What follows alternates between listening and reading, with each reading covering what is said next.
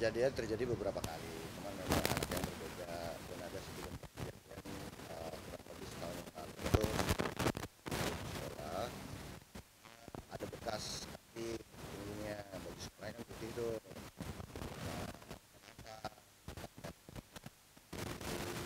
Ini dijegal terus ditendang pas lagi lari. Beberapa anak kakak gua dulu karena dia bule gitu kan, kayak aku kecil dulu juga suka bikin orang. Kalau kayak gitu menurut aku masih biasa. Yang cuman kaget itu pas kemarin eh, aku pulang syuting, istriku kasih tahu, coba lihat Yusuf deh katanya. Kenapa gitu? Lihat aja dulu katanya. Pas aku lihat matanya biru kan. Wah, tuh lihat tuh anak kamu. Tanya kenapa Suf? Nah, dia lagi main berantem beranteman sama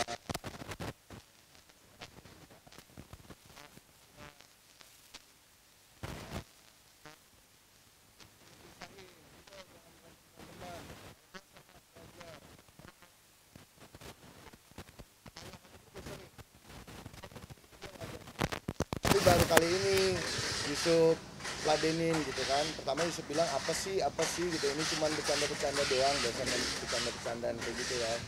Nah,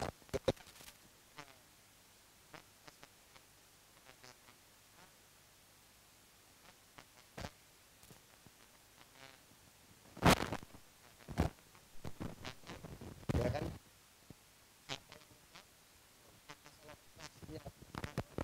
Tapi kalau apa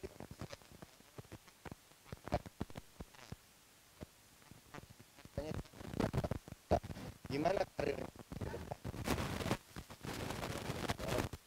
diserahkan sama orang, tapi anak ini kan mau saya bentuk juga jadi artis lah atau apalah.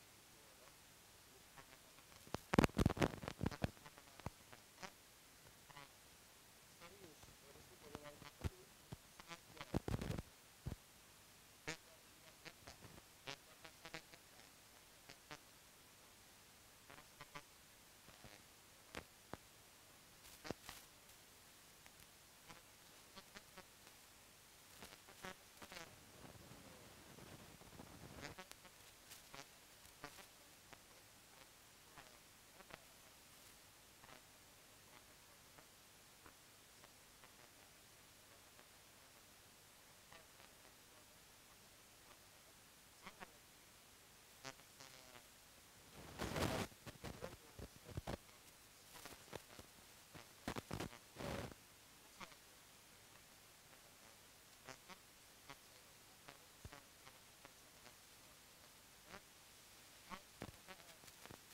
kan mereka juga pukul-pukulan juga di rumah gitu kan, kalau lagi rebutan atau Yusuf kasar gitu segala macam ke kakaknya Sofia sekalipun, kakaknya perempuan gitu, dia harus minta maaf karena itu dia perempuan. Kamu nggak boleh Yusuf, kamu nggak boleh mukul perempuan satu.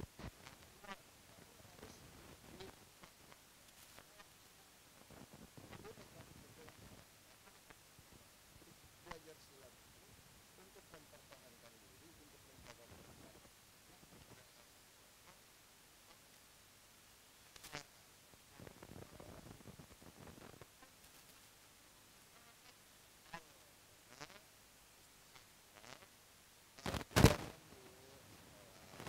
Iya kan? Sekolah terus masuk lagi baru ke sekolah, kamu kerja dulu sama sekolah karena kan biar bagaimanapun dulu ada kan peran orang tua. Ya, saya bikin kakak saya dan alhamdulillahnya pembulian itu tidak terjadi lagi, kekerasan tidak terjadi lagi, bahkan mereka sudah dididik. Karena saya nggak bisa sekolah kan, repot juga kalau misalnya saya harus ke sekolah terus sampai saya harus kalau itu kekerasan itu saya jadi bangun.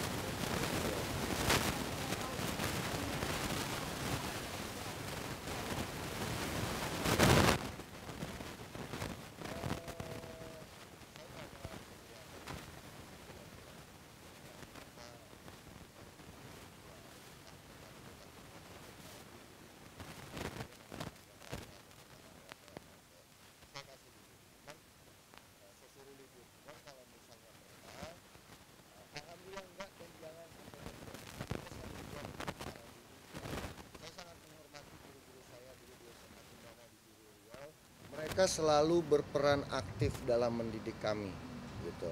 Nah, orang tua juga kalau ada anaknya di sekolah nakal, kurang ajar sama guru, selagi guru itu masih dalam batas wajar, menghukum anaknya, menjewer anaknya, mungkin tidak menyiksa ya. Beda hal kalau menyiksa.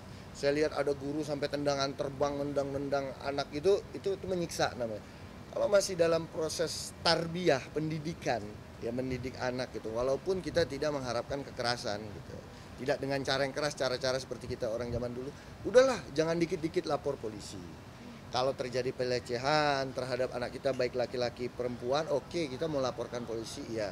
Tapi kalau cuman kayak dijewer, ditarik ininya sedikit, terus kalau kita zaman dulu penggaris tuh yang kayu, ya kukunya panjang, ya pukulannya bukan yang nyiksa, yang dak gitu, ya masih yang tak potong kukunya, tak potong kukunya, itu masih oke lah gitu menurut saya. Dan juga orang tua kita juga harus ke anak tuh ajak anaknya cerita. Ya, kalau orang luar tuh ada makan malam. Tadi gimana di sekolah nak? Ngapain aja? Kamu kenapa? Kamu sama temenmu gimana? Bahkan kita nanya nih sama anak kita, kan udah mulai agak gede nih. Ada yang kamu suka nggak di sekolah gitu. Si Sofia bilang nggak ada yang kayak abah kata dia gitu kan. Jadi barometernya bapaknya. Jadi kita aktif kepada anak kita gitu. Jadi tahu segala permasalahan anaknya di sekolah. Dan juga jangan kita punya urusan di luar, emosi apa segala macam kita limpahin sama anak kita di rumah. Akhirnya apa? Mereka nggak bisa balas orang tuanya, emosinya ditumpahin di sekolah ke teman-temannya. Akhirnya jadi anak kita lebih anak-anak lain.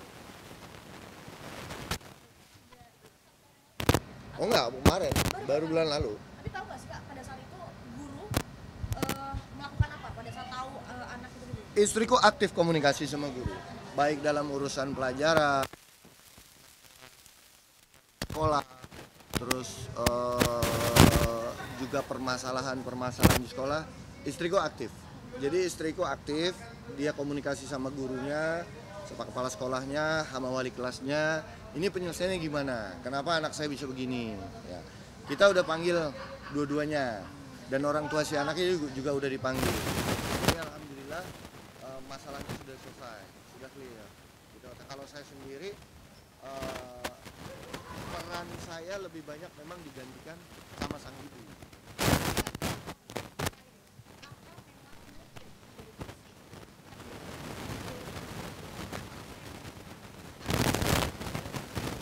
Dua,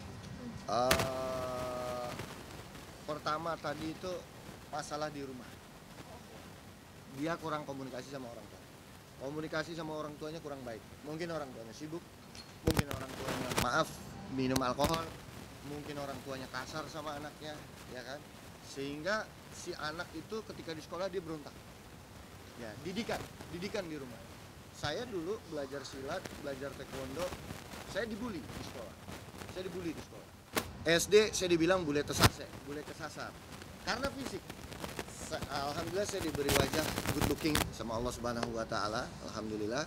Sehingga mereka tuh seneng gangguin saya, ngelihat orang yang shiny dikit, beda dikit, ya kan, akhirnya dibully.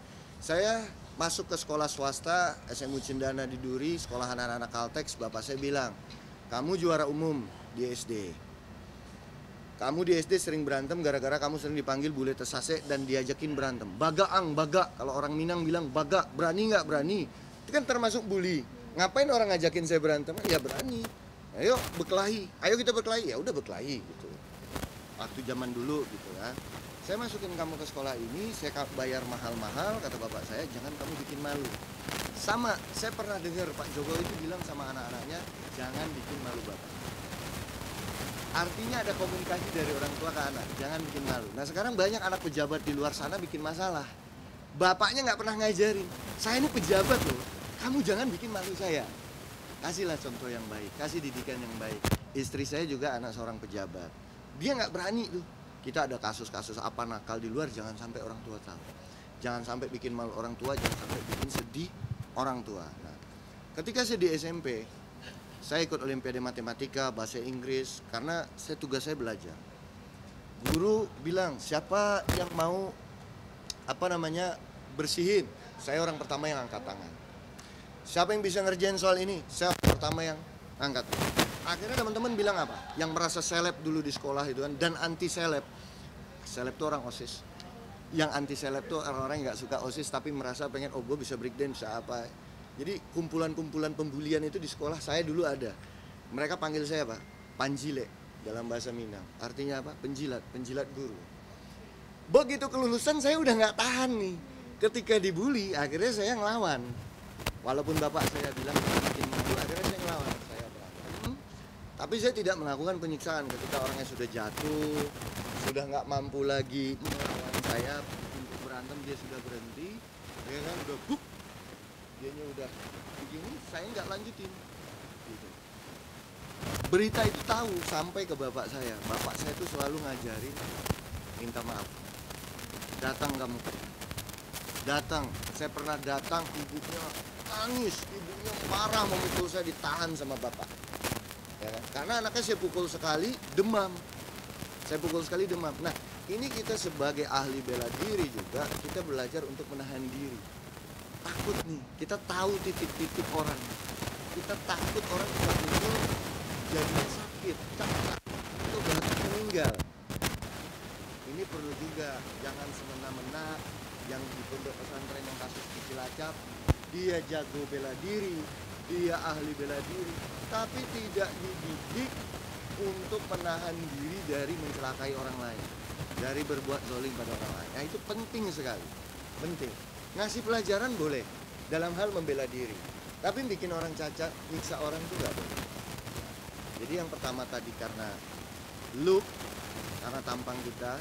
Jadi saya maklum kalau anak saya suka dijegal orang di sekolah, ya kan, karena dulu saya juga begitu, ditendang punggungnya sama kakak kelas, terus ditonjok matanya, saya maklum. Tapi kalau sampai anak saya cacat, saya nggak tahu apa yang bakal saya lakukan. Yang kedua, karena faktor orang tua, didikan orang tua, sehingga anaknya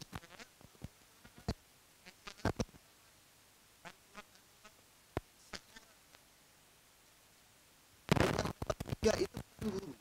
Guru harus benar-benar aktif mengawasi. Yang paling tahu anak kita di sekolah itu guru. Allah Subhanahu wa Ta'ala ngetes kita hidup di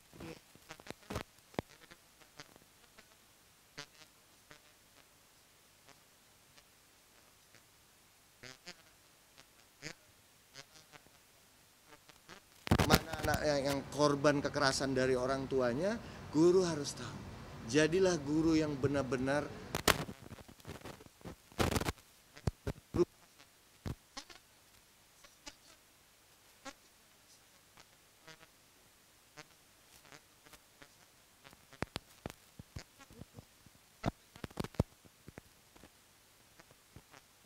kamu paling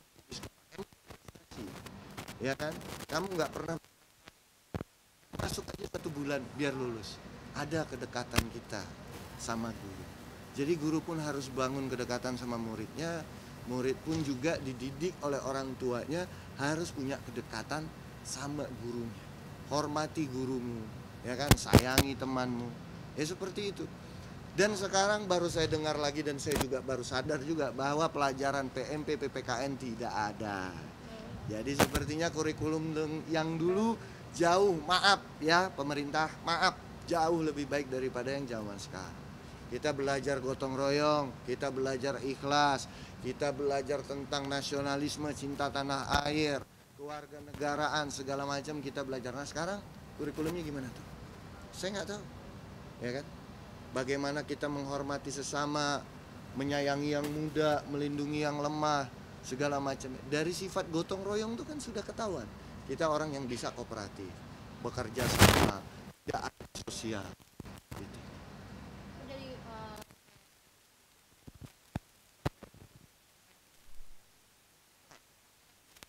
Ya, masalahnya kan yang terjadi bahwa di sekolah-sekolah lain itu telah terjadi larut.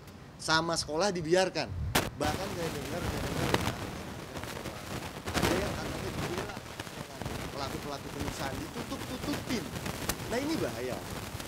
yang seperti ini bahaya. Alhamdulillah sekolah tempat anak saya belajar dua-duanya seperti itu. Luar biasa guru-gurunya, saya ancung 2 jempol gitu. Dan ini cuman mata doang. Karena saya dulu didikan orang lama seperti pemirsa yang nonton juga, ya kita biasalah itu. Jangan terlalu cengeng juga, ditempeleng sedikit lapor polisi kayak gitu ya kan.